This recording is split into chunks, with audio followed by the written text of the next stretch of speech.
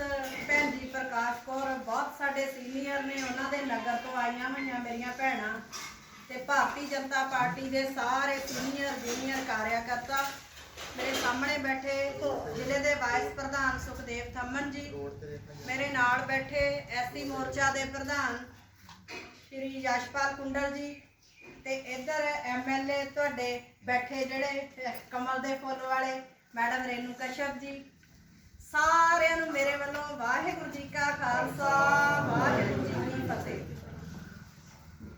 जिस तरह के भैन जी चलो बोल रहे ही, उन्हों का गुस्सा जिहड़ा वो जायज़ सी, क्योंकि सारिया चीज़ां जदों पार्टियां बाहरों कोई कैंडीडेट लिया के खड़ा कर दिंदियां, ये चीज़ां हंडाउणियां ही पैंदियां ने।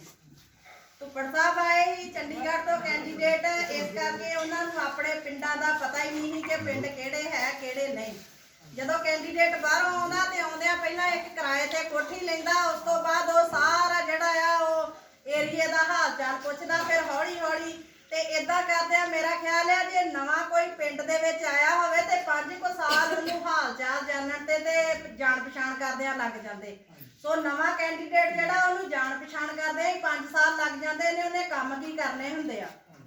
मैं इस करके कहा है कि तुहाडे जिहड़े हुण कैंडीडेट आए, एक तां तुहाडी अपनी भैण आ, तुहाडे अपने एरिए दी आ, ये सारे एरिए दे बच्चे जिहड़े आ वो पहलां ही इन्हां दे कोल जिहड़े आ स्कूल विच पढ़दे आ, इस करके इन्हां नाल जाण पछाण ते रूबरू होना कोई औखा काम नहीं।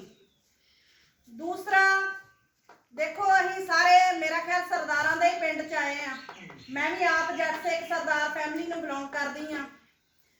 असीं बहुत ज़्यादा संताप हंडाया। 70 साल तो जे गांधी परिवार पहला भी ना हुंदा ते शायद साडे जिहड़े गुरधाम ही उन्हां तो सानूं विछोड़ा ना पैंदा। जिहड़ा सानूं विछोड़िया गया ही गुरधामां तो, वो भी इन्हां दीयां नीतियां करके सी। ते जिन्नियां मर्जी स्टेट दीयां सरकारां जोर ला लैण, जिन्ना चਿਰ कोई प्रधानमंत्री इहो जिहा नहीं आउंदा जां वो संधियां ते साइन नहीं करता, अहीं उन्नी देर रस्ते नहीं खुलवा सकते।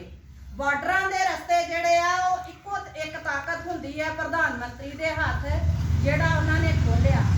सब तो पहला साडे सिक्खां वास्ते उन्होंने करतारपुर साहिब दा लांघा खोल के सानूं जिहड़ी सेवा बख्शी आ, वो बहुत ही सन्मानयोग आ। सो सानूं सारे सरदार भरावां नूं इस गल दा सन्मान करना चाहिदा। दूसरी गल, 84 ਦੇ ਦੰਗਿਆਂ ਦੇ ਵਿੱਚ Darbar Sahib golden temple attack ਹੋਇਆ ਸੀ। ਉਸ ਤੋਂ ਬਾਅਦ ਇੰਦਰਾ ਗਾਂਧੀ ਦੇ ਵੇਲੇ ਜਿਹੜਾ ਦਿੱਲੀ ਦੇ ਵਿੱਚ ਹੀ ਉਹ ਸਿੱਖਾਂ ਦੇ ਗਲਾਂ 'ਚ ਟਾਇਰ ਪਾ ਕੇ ਸਾੜੇ ਗਏ। ਅੱਜ ਕਿੰਨੇ MLA ਸਰਦਾਰ ਨੇ ਜਿਹੜੇ ਇੰਦਰਾ ਗਾਂਧੀ ਦੇ ਪੋਤਰੇ ਦੇ ਕੋਲ ਰਾਹੁਲ ਗਾਂਧੀ ਦੇ ਚਰਨਾਂ 'ਚ ਜਾ ਕੇ ਬੈਠਦੇ। ਇੱਕ ਇਟਲੀ ਤੋਂ ਆਈ ਹੋਈ ਕ੍ਰਿਸਚੀਅਨ ਲੇਡੀ ਦੇ ਚਰਨਾਂ ਦੇ ਵਿੱਚ ਜਾ ਕੇ ਬੈਠਦੇ। कि मेरा तो ख्याल है कि सरदारां नूं ये गल शोभा ही नहीं दिंदी कि असीं कि बाहरले मुल्क की लेडी दे जाके चरनां दे विच बैठीए। जे 84 दे दंगियां दा याद रहिंदा कुछ सरदारां नूं ते कदी भी वो कांग्रेस नूं उस तों बाद कदी भी ना लैके आउंदे, कदी भी वोट ना पाउंदे, कदी भी ना जिताउंदे। जे एक साल साडे धरने जिहड़े आ वो किसानां ने ला के रखे मोदी सरकार के खिलाफ, ते वो जिहड़े साइन ही वो कांग्रेस सरकार ते अकाली सरकार तो की बिना ही वो कानून पास हो गए ही। जिन्ना चिर स्टेट की सरकार जिहड़ी आ वो साइन नहीं करती, उन्नी देर कोई भी कानून पास नहीं हुंदा। साडे घर च कोई प्राहुणा आउणा आ, असीं जिन्ना चिर नहीं इजाजत दिंदे उन्नी देर प्राहुणे ने की करना आउणा जे असीं फोन दे उत्ते इह कह दईए कि असीं घर ही है नहीं। जिन्ना चेर स्टेट की सरकार नहीं कहूगी कि एक कानून लागू होने चाहिए, सेंटर नूं की पता पंजाब च की हो रहा, क्योंकि 70 साल तो भारतीय जनता पार्टी की साडी सरकार नहीं ही। सरकारां ते इन्हां ने बदल बदल के हंडाइयां ना, कदी अकाली दल आ गया, कदी कांग्रेस आ गई। जो इनफॉर्मेशन पंजाब की इहो दिंदे ने सेंटर नूं, सेंटर ने ते उही समझना ना। साडी सरकार ते पहली वारी बनन जा रही है। दूसरा जिहड़ा धरने लगे 700 किसान शहीद होए, मैं हमेशा ये सोचती कि जदों गलां 'च टायर पा के साड़े गए, जदों हमले किए गए, तो कांग्रेस बड़े फखर दे नाल जाके ते ਕਰਦੀ ਆ ਪਿੰਡਾਂ ਦੇ ਵਿੱਚ ਤੇ ਕਦੀ ਵੀ ਲੋਕਾਂ ਨੇ ਉਹਨਾਂ ਨੂੰ ਨਹੀਂ ਪੁੱਛਿਆ ਕਿ ਤੁਸੀਂ ਸਾਡੇ ਨਾਲ ਕੀ ਕੀਤਾ, ਕਿਉਂਕਿ ਉਹ ਤੇ ਉਹੀ ਗੱਲ ਅਰਦਾਸ ਜਿਹੜੀ ਅਸੀਂ ਬੋਲਦੇ ਆ ਕਿ ਮੀਰ ਮਨੂ ਦੀਆਂ ਜੇਲਾਂ ਅੰਦਰ ਸਵਾ ਮਨ ਦੇ ਪੀਸੇ ਖੰਨੀ ਖੰਨੀ ਰੋਟੀ ਤੇ ਗੁਜ਼ਾਰਾ ਕੀਤਾ। ਤੇ ਕੀ ਦਿੱਲੀ ਦੇ ਵਿੱਚ ਸਰਦਾਰਾਂ ਨੇ ਖੰਨੀ ਰੋਟੀ ਜੋਗੇ ਵੀ ਸਰਦਾਰ ਨਹੀਂ ਰਹਿਣ ਦਿੱਤੇ ਸੀ?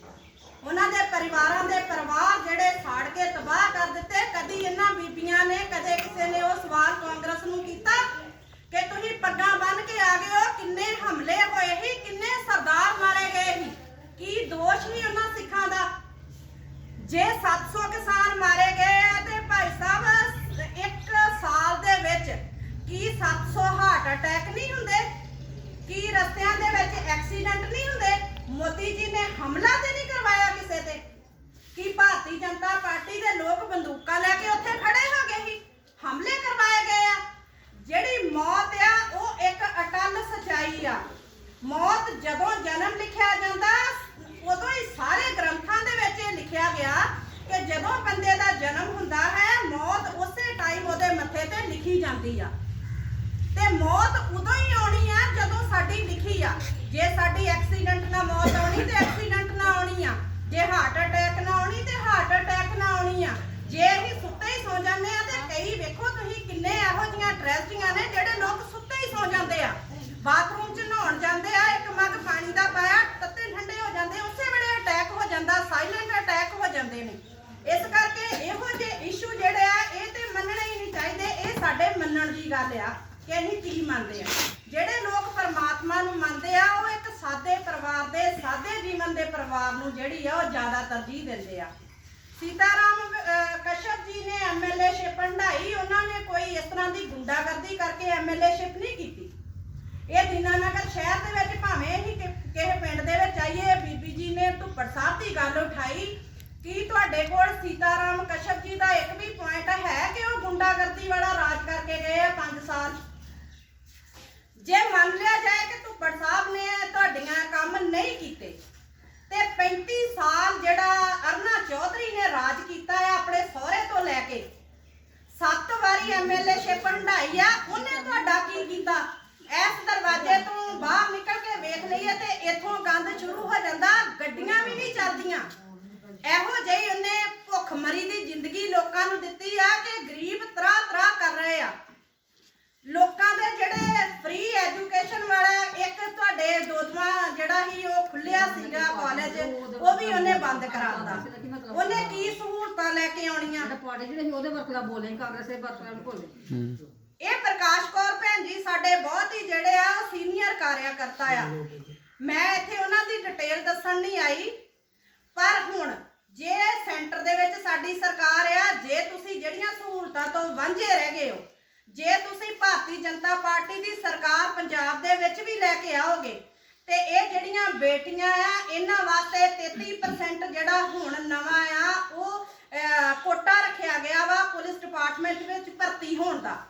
ਹਰ ਲੋਕ ਸਭਾ ਦੇ ਵਿੱਚ ਇੱਕ ਮੈਡੀਕਲ ਕਾਲਜ ਲੈ ਕੇ ਆਉਣਗੇ ਮੋਦੀ ਜੀ, ਜਿਹਦੇ ਨਾਲ ਸਾਰੇ ਜਿਹੜੀਆਂ ਵਾ ਹਰ ਲੋਕ ਸਭਾ ਦੇ ਵਿੱਚ ਜਿਹੜਾ ਸਾਨੂੰ ਬਾਹਰ ਜਾ ਕੇ ਡਿਗਰੀਆਂ ਨਹੀਂ ਕਰਨੀਆਂ ਪੈਣਗੀਆਂ।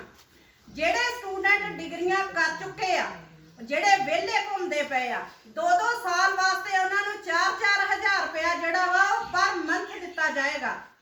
ਜੇ ਕੋਈ ਕਿਸਾਨ ਦੇ 5 ਕਿੱਲੇ ਜ਼ਮੀਨ ਹੈ, ਮੇਰੀ ਖਿਆਲ ਆ ਕਿ ਮੇਰੀ ਪੰਜਾਬੀ ਬੜੀ ਸ਼ੁੱਧ ਆ ਤੇ ਮੇਰੀਆਂ ਭੈਣਾਂ ਨੂੰ ਸਮਝ ਵੀ ਆ ਜਾਣੀ। ਜਿਸ ਬੰਦੇ ਦੇ 5 ਕਿੱਲੇ ਜ਼ਮੀਨ ਆ, ਉਹ 5 ਕਿੱਲੇ ਜ਼ਮੀਨ ਵਾਲਾ ਜਿਹੜਾ ਬੰਦਾ ਆ ਉਹਦਾ ਸਾਰਾ ਕਰਜ਼ਾ ਜਿਹੜਾ ਆ ਉਹ ਸਰਕਾਰ ਵੱਲੋਂ ਮਾਫ ਕੀਤਾ ਜਾਏਗਾ। ਤੇ ਜਿਹਦੀ ਜ਼ਮੀਨ ਹੈ ਹੀ ਨਹੀਂ, ਉਹਦੇ ਵੀ ਫਾਰਮ ਜਿਨ੍ਹਾਂ ਦੇ ਨਹੀਂ ਭਰੇ ਗਏ ਉਹਨਾਂ ਨੂੰ ਵੀ ਜਿਹੜਾ 6000 ਰੁਪਇਆ 5 ਕਿੱਲੇ ਜ਼ਮੀਨ ਵਾਲੇ ਕਿਸਾਨ ਨੂੰ ਆਉਂਦਾ ਵਾ ਉਹ ਬੇਜ਼ਮੀਨੇ ਕਿਸਾਨਾਂ ਨੂੰ ਵੀ ਜਿਹੜਾ ਵਾ ਉਹ ਦਿੱਤਾ ਜਾਊਗਾ। ਜੇ ਇਹ ਯੋਜਨਾਵਾਂ ਬਣਾਉਣ ਲੱਗੀਏ ਤੇ 161 ਯੋਜਨਾਵਾਂ ਵਾ ਜਿਹੜੀਆਂ ਦੂਜੀਆਂ ਸਰਕਾਰਾਂ ਲਾਗੂ ਨਹੀਂ ਹੋਣ ਦਿੰਦੀਆਂ। ਜੇ ਤੁਸੀਂ ਭਾਰਤੀ ਜਨਤਾ ਪਾਰਟੀ ਦੀ ਸਰਕਾਰ ਲੈ ਕੇ ਆਓਗੇ ਤੇ ਇਹ ਸਾਰੀਆਂ ਸਹੂਲਤਾਂ ਜਿਹੜੀਆਂ ਇਹ ਤੁਹਾਨੂੰ ਮਿਲਣਗੀਆਂ। ਸੋ ਮੈਂ ਇੱਥੇ ਹੀ ਖਿਮਾ ਦੀ ਜਾਚਕ ਆ। ਮੈਂ ਇਹੀ ਕਹਾਂਗੀ ਕਿ ਆਪ ਮੇਰੇ ਸਾਰੇ ਜਿਹੜੇ ਬਜ਼ੁਰਗ ਖੜੇ ਆ, ਜਿੰਨੀਆਂ ਮੇਰੀਆਂ ਮਾਤਾਵਾਂ ਬੈਠੀਆਂ ਨੇ, ਉਹ ਸਵੇਰੇ ਉੱਠ ਕੇ 20 ਤਰੀਕ ਨੂੰ ਕਮਲ ਦੇ ਫੁੱਲ ਦਾ ਬਟਨ ਦਬਾ ਕੇ ਆਪਣੀ ਕਿਸਮਤ ਤੁਸੀਂ ਆਪ ਲਿਖਣੀ ਆ। ਤੁਸੀਂ ਪਰਚਿਆਂ ਵਾਲੀ ਜ਼ਿੰਦਗੀ ਕਹਿੰਦੇ ਆ ਨਾ ਕਿ ਸਾਡੇ ਤੇ ਪਰਚਾ ਹੋ ਗਿਆ,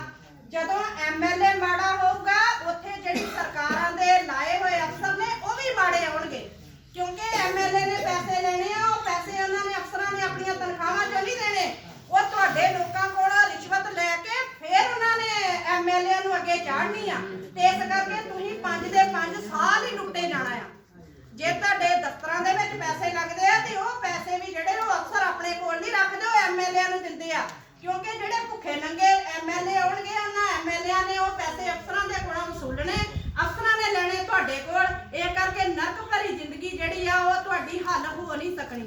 ਤੁਹਾਡੇ ਆਪਣੇ ਹੱਥ ਦੇ ਵਿੱਚ ਆ ਕਿ ਤੁਸੀਂ ਕਮਲ ਦੇ ਫੁੱਲ ਨੂੰ ਕਿੱਦਾਂ ਜਿਤਾਉਣਾ ਆ।